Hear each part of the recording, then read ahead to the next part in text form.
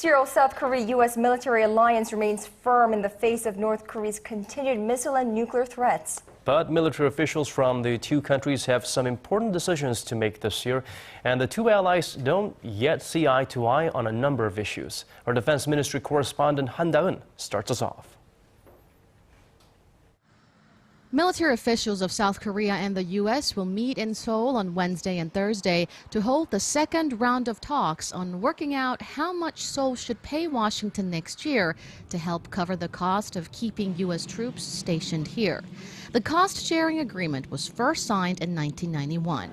The agreement has been renewed 7 times over the years, but the money talk doesn't look like it'll be smooth sailing this year. South Korean officials relayed the maximum amount of shared military spending Seoul can afford during their first round of talks in Washington, but U.S. officials reportedly pressed for a higher amount, citing increasing threats from North Korea. Although the details were not disclosed, South Korea is known to have suggested some $800 million it had paid annually, plus an additional raise, taking into account the increased North Korean threat and rising consumer prices in South Korea. $800 million will account for about 40 to 45% of the total military cost sharing. The final price agreement will likely be settled by the end of the year after a few more rounds of talks.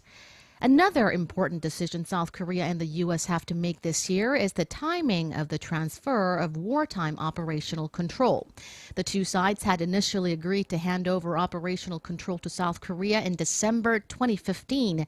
But with the increasing risk of provocations from North Korea, many are raising the opinion that it should be delayed until South Korea is ready to defend itself on its own. Seoul's defense ministry has refused to make an official comment on the issue, but has said it'll carry on discussions with the U.S. at the security consultative meeting set for October in Seoul. Han Da-eun, Arirang News.